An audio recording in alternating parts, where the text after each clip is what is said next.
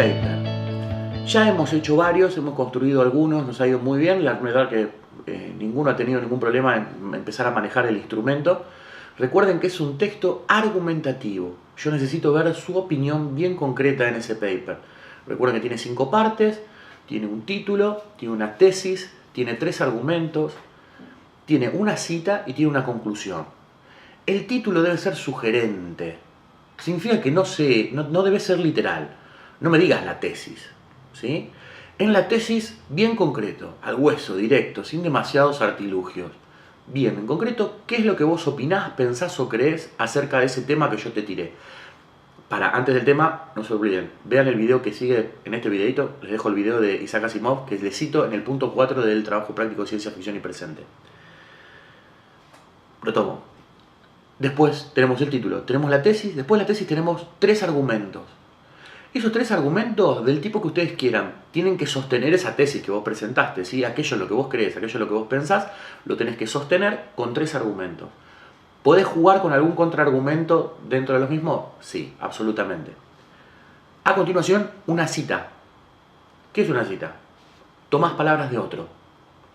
Buscás frases, buscás en alguno de los cuentos si querés citar alguno de los relatos. Y si no encontrás nada, también puedes mentir. Inventá una frase y si me lo dijo Steve Jobs, ponele, qué sé yo, quien quiera. Por último, la conclusión. Esta siempre es la parte un poco más difícil. Recuerden qué es lo que tenemos que hacer en la conclusión. Imaginarnos qué pasaría si todos tomaran la tesis que yo desarrollé como un hecho verdadero. ¿Sí? Si ninguno pusiera en tela de juicio aquello que yo dije como tesis y lo tomo como verdadero. ¿Qué pasaría? Recuerden, esto que yo pienso llevado a la legislación universal. Les dejo el video, es genial. Nos vemos. Once we have outlets, computer outlets in every home, each of them hooked up to enormous libraries where anyone can ask any question and be given answers, be given reference material, be something you're interested in knowing. From an early age, however silly it might seem to someone else, that's what you're interested in.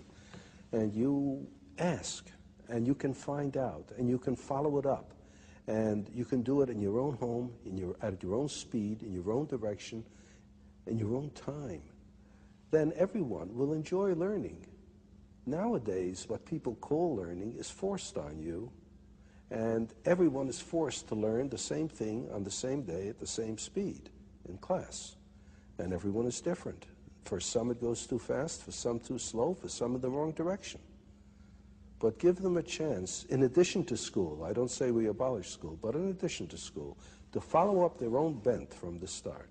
Well, I love the vision, but what about the argument that machines, computers, dehumanize learning?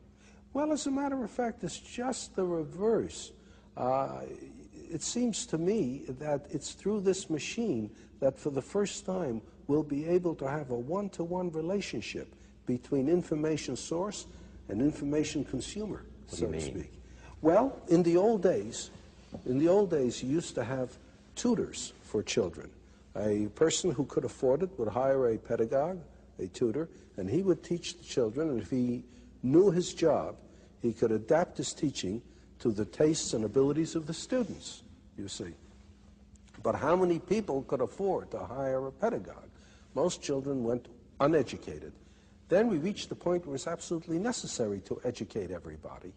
But the only way we could do it is to have one teacher for a great many of students, and in order to organize the situation properly, we gave them a curriculum to teach from. So how many teachers are good at this, too? Like in everything else, the number of teachers is far greater than the number of good teachers. So we either have a one-to-one relationship for the very few or a one-to-many relationship for the many. Now there's a possibility of a one-to-one relationship for the many. Everyone can have a teacher in the form of access to the gathered knowledge of the human species. Through the libraries that are connected to the computer. That's right. On my desk in my home. Right. I can sit there and call up, well, what if I want to learn only about baseball? Well, that's all right.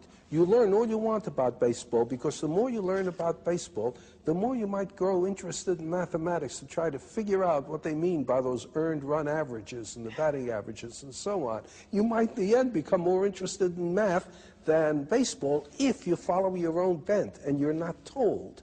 On the other hand, someone who is interested in mathematics may suddenly find himself very enticed by the problem of how you throw a curved ball. And he may find himself engaged in sports physics, so to speak. Well, why not? Why not? But you know, Dr. Asimov, we have such a spotty, in fact, we have such a miserable record in this country of providing, say, poor children, even with good classrooms. And I wonder if our society can ever harness itself to provide everyone, including poor children, with good computers. Perhaps not at the very start, you know, but it's like asking yourself, is it possible to supply everybody in a nation with clean water? Now, there are many nations where it is impossible to get clean water except under very unusual circumstances. That was one reason why people started drinking beer and wine, because the alcohol killed the germs. If you didn't drink that, you died of cholera. But there are places where you can supply clean water for nearly everyone.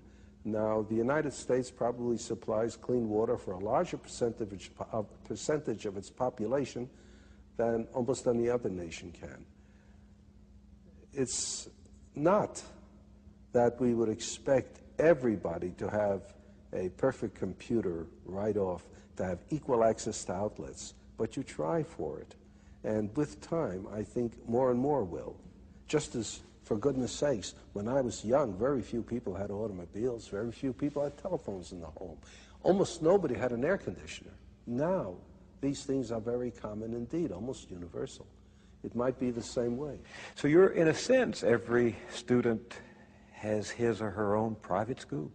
Yes, and it belongs to him or her.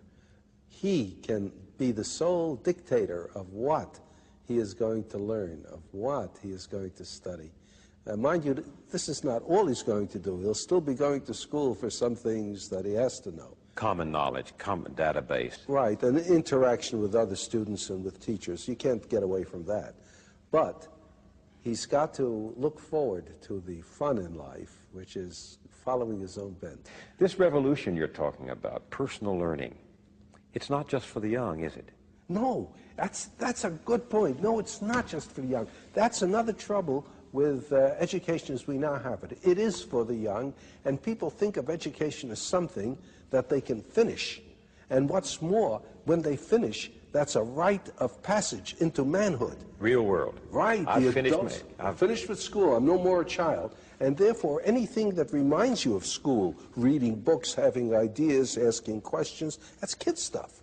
Now you're an adult, you don't do that sort of thing anymore, you see? And in fact, like prison, the reward of school is getting out. Exactly. Kids begin to say, when you're getting out. And every kid knows that. Every kid knows the only reason he's in school is because he's a kid and little and weak. And as soon as and in fact, if he manages to get out early, if he drops out, why, he's just a premature man. Yeah. So that's exactly right. In the city, I've talked to some of these dropouts, and they think they're there. They think they've become men because they're out of school. That's right. What's wrong with this? Well, what's wrong with it is you have everybody looking forward to no longer learning, and you make them ashamed afterwards of going back to learning. If you have something like this, then anyone, any age, can learn by himself, can continue to be interested. There's no reason then, if you enjoy learning, why you should stop at a given age. People don't stop things they enjoy doing just because they reach a certain age. They don't stop playing tennis just because they turn 40. They don't stop with sex just because they turn 40. They keep it up as long as they can if they enjoy it. And learning will be the same thing. The trouble with learning is most people don't enjoy it because of the circumstances. Make it possible for them to enjoy learning, and they'll keep it up. There's the famous story about Oliver Wendell Holmes, who lived to be well into his 90s. He was in the hospital one time. He had not long to live. He was over 90 already.